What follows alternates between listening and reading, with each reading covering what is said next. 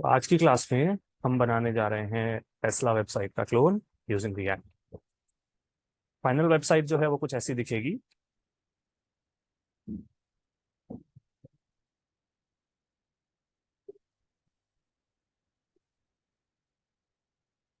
And this, ये हमें create करना है। सबसे पहले हम जो ये फोटोज हैं इनको एक जगह पे स्टोर करेंगे। रिएक्ट में सबसे इजी तरीका फोटो स्टोर करने का होता है इन पब्लिक फोल्डर। तो पब्लिक में हमने एक फोल्डर बना के इमेजेस, उसके अंदर सारी फोटोज जो रिक्वायर्ड है वो हमने ऑलरेडी रख ली है। नेक्स्ट, अब हम सोर्स में अपना काम शुरू करेंगे। VS कोड ओपन कर लेते हैं।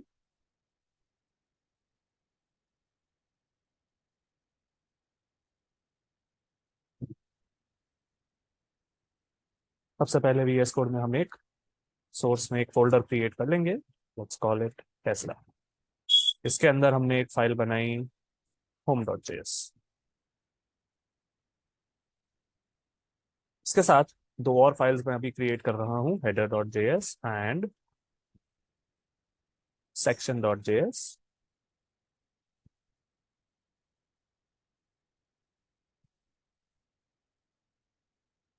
ये दोनों फाइल्स हम होम पर इंपोर्ट कर लेंगे।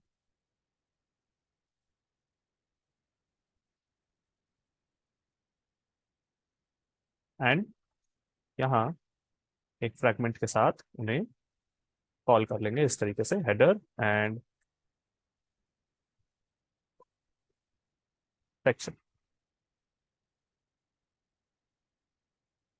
रिएक्ट को अगर हम स्टार्ट करें, हाँ, ओके, स्टार्ट करने से पहले हमें हमारी इंडेक्स जेएस ओपन करके उसको बताना पड़ेगा कि now the content would come from this particular file.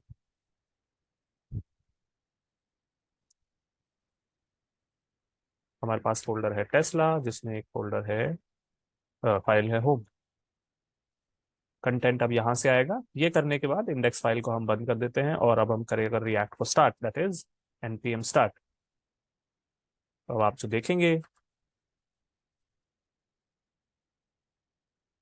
वो होगा,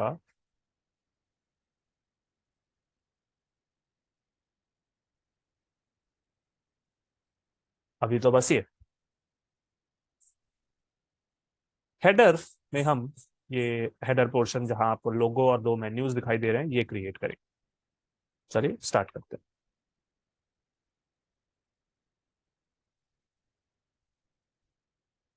हेडर टैग ओपन कर देते हैं। इसके अंदर हम डालेंगे एक इमेज।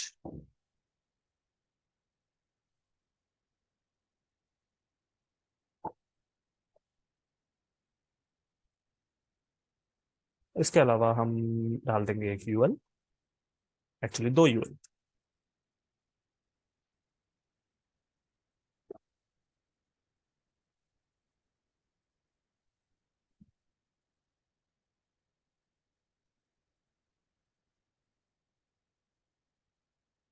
इस तरीके के हमको 5 और एल आई और एंकर टैग्स चाहिए।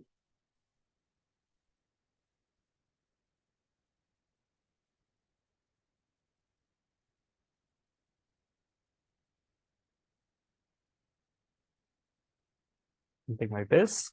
सिमिलरली इस यूएल के अंदर एल आई में एंकर। यहाँ हमें चाहिए shop, we need an account and menu. ये सोलर पैनल्स था, अभी हमने नोट किया, एंड सोलर पैनल्स।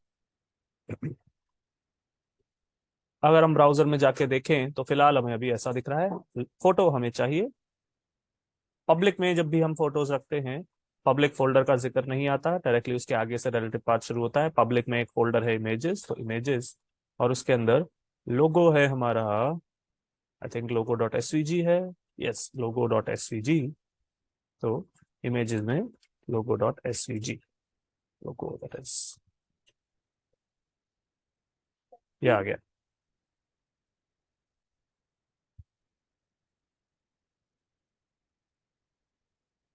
एक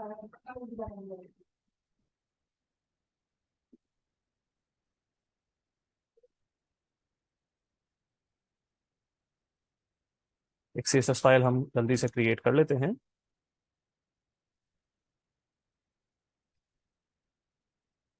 बेसिक बॉयलर प्लेट कोड के बाद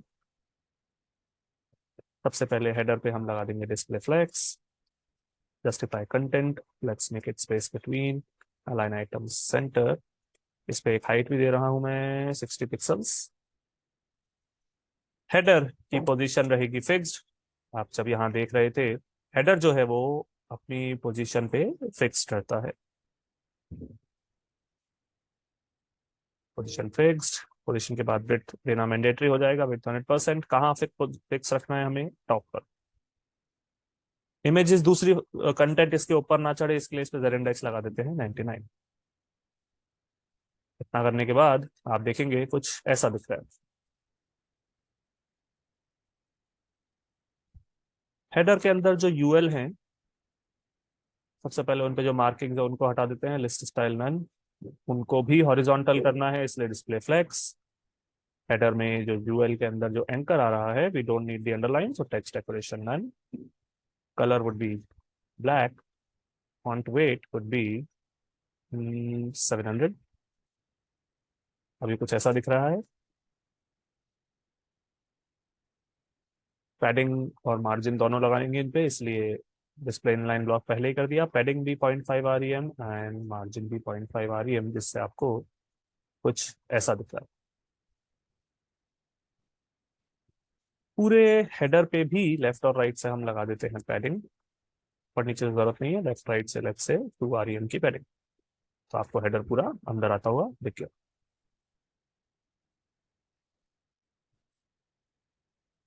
Let's apply a font as well, not font size actually, font family.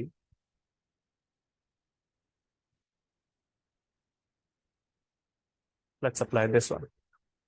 तो आपको ये दिख गया। हेडर में अभी के लिए काम इतना ही रखेंगे। हेडर को एक बार हम बंद कर देते हैं। Let's go to section. Section में भी एक file section dot C S S बना रहा हूं मैं। Section CSS, let's create it. Boilerplate code star यहाँ लिखने की जरूरत नहीं है, वो हेडर में ऑलरेडी हो चुका है। सेक्शन में सबसे पहली चीज जो मैंने नोट करी, सेक्शन पूरा स्क्रीन की हाइट को कवर कर रहा है। हर सेक्शन देखिए फुल स्क्रीन हाइट है, यानी कि सेक्शन की हाइट 100 BH।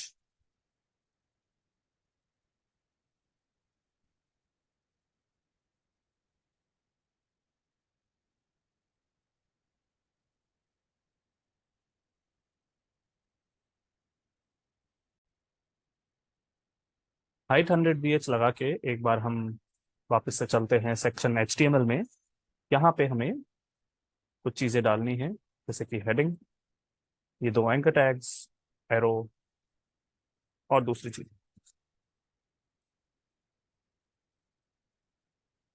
सेक्शन टैग यहाँ लगा लेते हैं। इसके अंदर सबसे पहले मैं एक डिव बनाऊंगा। Let's give it a class car name और मॉडल नेम। इसके अंदर रहेगा एक H1,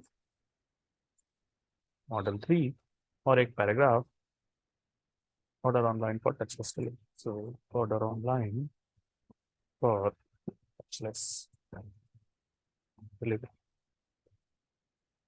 ये एक डिव हो गई। इसके नीचे एक डिव बना रहे हैं हम। CTA का मतलब होता है कॉल टू एक्शन। इसके अंदर मैंने बनाए दो एंकर टैग्स। इसके अंदर भी एक डिव बना लेते हैं। Let's call it buttons. Although div को क्लास हमने दी है बटन, बट बनेंगे वो एंकर टैग्स ही।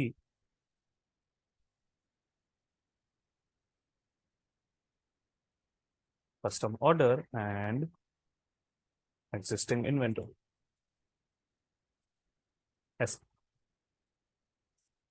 इसके नीचे जो आपको दिख रहा है ये एरो, ये एक्चुअल में इमेज है। फॉन्ट ऑसम भी लग सकता था। हमारे पास इसकी एक इमेज है, तो हम एक इमेज लगा।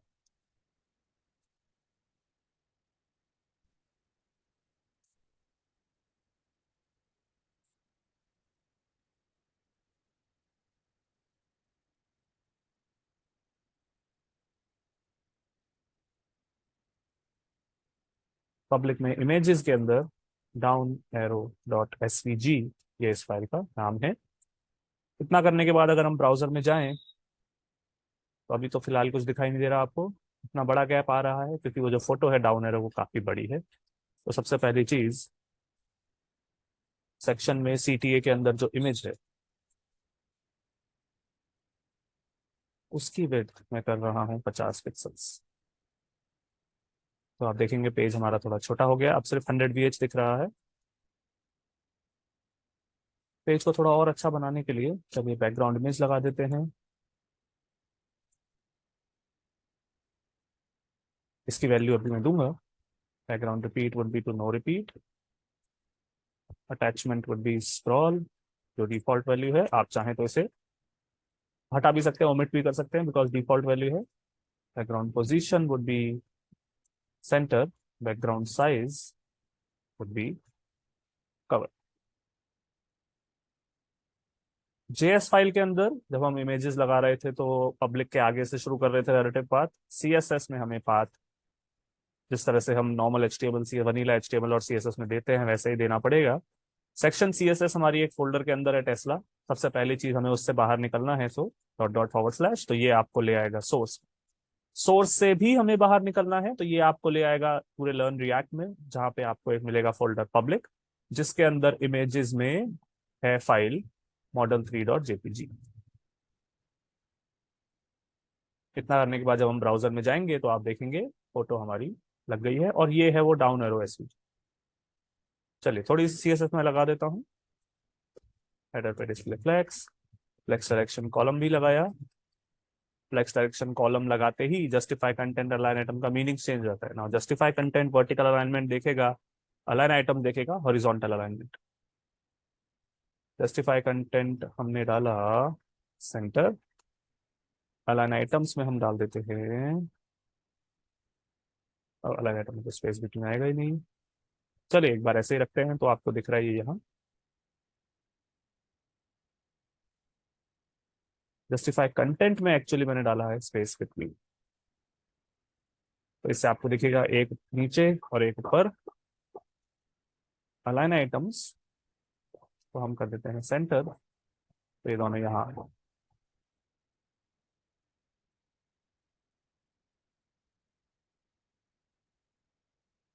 सेक्शन में दो डिव है मेरे पास, मॉडल नेम एंड सीटीए।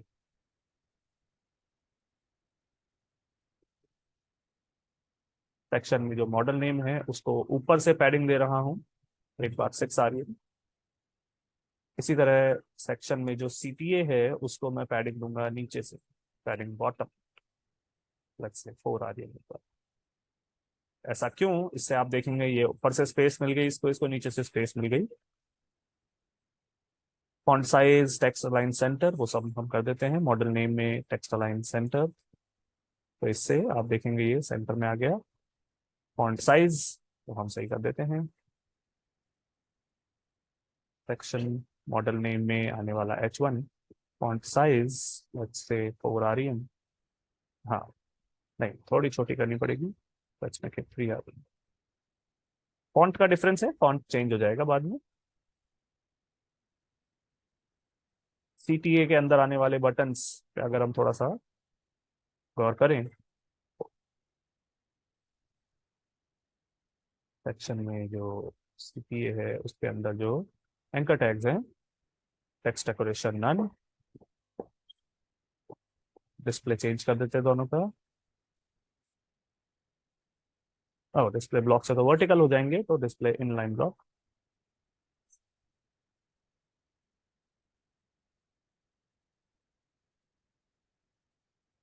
पे सीएसएस लगानी है हमें।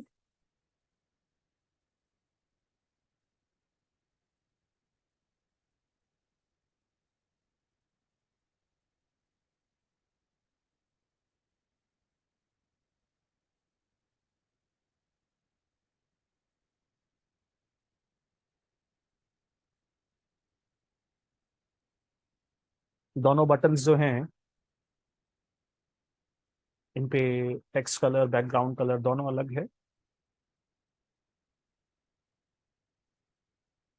कॉमन चीजें जो हैं वो हम पहले लगा लेते हैं, जो कि है border radius.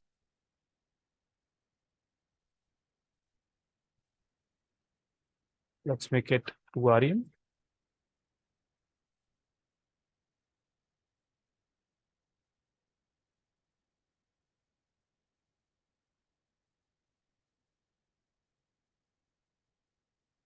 Let's give them width 250 pixels and padding.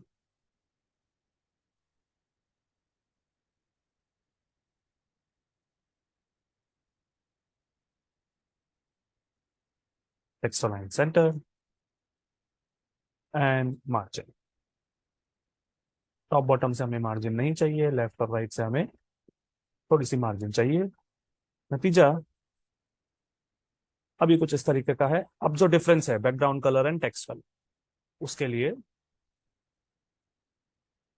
दोनों एंकर्स को मैं क्लास दे दूंगा अलग अलग, let's say left and right.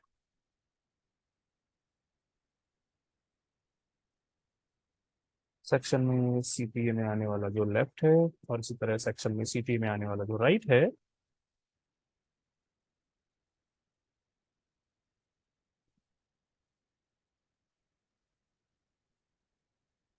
Left button पे बैकग्राउंड कलर और टेक्स्ट कलर लगेगा कुछ इस प्रकार से, और राइट वाले पे बैकग्राउंड कलर और टेक्स्ट कलर जो लगेगा वो लगेगा कुछ ऐसा। सीएसएस में ज्यादा ध्यान हम नहीं दे रहे हैं, हमारा काम है जावास्क्रिप्ट वाला पार्ट देखना। रिजल्ट कुछ इस प्रकार से आ रहा है। बटन को भी अपनी पोजीशन से सेट करना है हमें, बटन यहाँ दिखना चाहिए। चलिए उसके लिए भी कुछ करते हैं।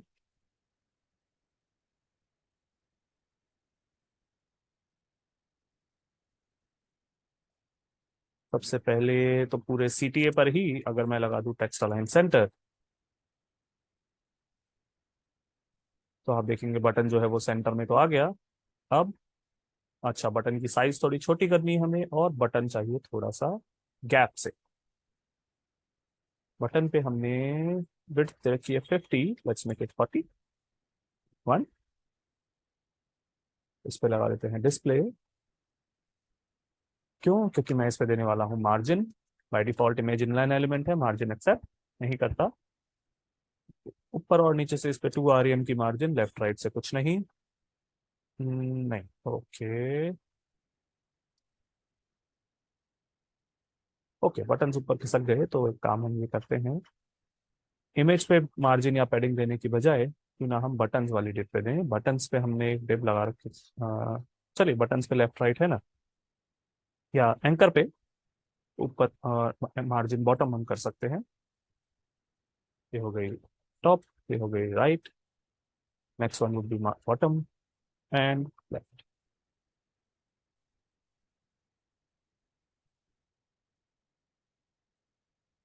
नहीं, ओके, चलिए इसको हम एडजस्ट अभी कर देंगे बाद में। अभी के लिए जो हमने बनाया वो ये ऐसे हमें कुल 7 सेक्शंस चाहिए। एक हमने बनाया है, हमें 2 3 4 5 6 ऐसे 7 सेक्शन इन टोटल चाहिए। Because we are working with React, क्या कर सकते हैं हम,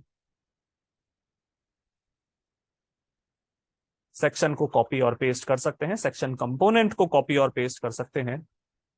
एक ही कंपोनेंट को बार बार बार बार यूज करना कंपोनेंट कंपोजिशन कहलाता है रिएक्ट में। इसे कहते हैं कंपोनेंट कंपोजिशन।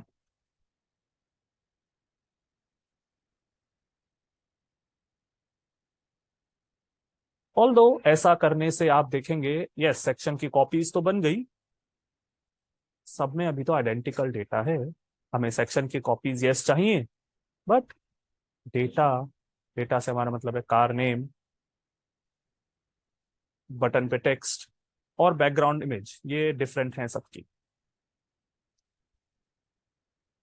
प्रॉप्स इसके लिए हमारे बड़े आसानी से काम आ सकती हैं। कैसे? कुछ इस प्रकार से, कार नेम जो है एक प्रॉप की तरह पास होगा, मॉडल 3। बाकी सेक्शंस को अगर मैं मिटा दूं एक बार। इसके अलावा ये जो हेडिंग आप देख रहे हैं ये भी कई सेक्शंस में अलग है। यहाँ अलग हो गई है, दैट मीन्स ये भी डायनामिक आएगी। टैगलाइन कह देते हैं इसको, नाम आप कुछ भी दे सकते हैं।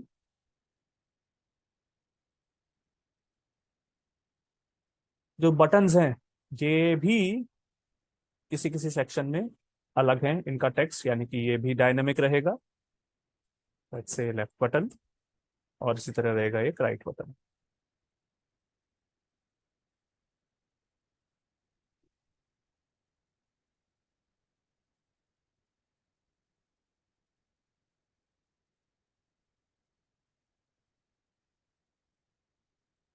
इसको कॉपी करके हम इसको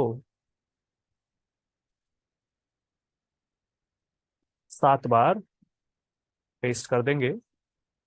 फायदा क्या होगा इसका? इसका फायदा देखिए कुछ इस प्रकार होगा। पहले वाले में मॉडल 3 ये टैगलाइन और ये 2 बटन हैं। दूसरे वाले में आप देखेंगे टैगलाइन और बटन सेम है, कार नेम अलग है, मॉडल नेम अलग है। Let's change it. देन है मॉडल एस, देन है मॉडल एक्स। उसके बाद सोलर पैनल्स, और यहाँ टैगलाइन भी चेंज हो जाती है। So let's make it solar panels, and जो टैगलाइन है, और यहाँ बटन्स भी चेंज हो जाते हैं, order now and learn more. So let's do a learn. Then this heading and tagline. So let's make this heading and tagline. And order now and learn more. Order now and learn more. यहाँ आप देखेंगे tagline है ही नहीं, so let's remove the tagline. और इसके अलावा आप देखेंगे यहाँ एक ही बटन है, नो राइट बटन। तो यहाँ से मैंने राइट बटन भी हटा दिया। तो इतना करने का भी आपको आपके आउटपुट में कोई इफेक्ट नहीं दिखेगा। अभी सब जगह यही चलता जा रहा है, बिकॉज ये जो डेटा है model 3, order online, custom order, existing inventory, ये हार्ड कोडेड है आपकी सेक्शन जेएस के अंदर। होम से सेक्शन को पास हो रहे हैं प्रॉप्स, तो वो प्रॉप्स हम यहाँ रिसीव करेंगे। Instead of hard coding data, यहाँ पे मॉडल 3 हार्ड कोडेड लिखने की बजाय हमने लगाया एक्सप्रेशन, और यहाँ का प्रॉप्स से नेम में जो वैल्यू आ रही है वो प्रिंट करिए। इससे आपको क्या दिखेगा? देखिए सब जगह नाम जो है वो चेंज होने लगे हैं। ठीक इसी तरह हम कर सकते हैं for tagline, props dot tagline. Buttons पे भी हम यही चीज कर सकते हैं, props dot left button and props dot right button.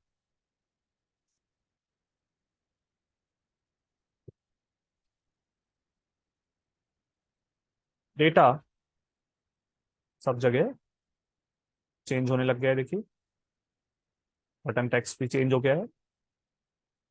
चूंकि यहाँ पे कोई टैगलाइन नहीं है तो टैगलाइन नहीं आ रही है, ऑल्दो राइट बटन का स्ट्रक्चर आ रहा है। ये भी हम एडजस्ट करेंगे। एक और चीज जो नोट करने की है, ये एरो सिर्फ फर्स्ट सेक्शन में आ रहा है, बाकी जगहों पे नहीं आ रहा है।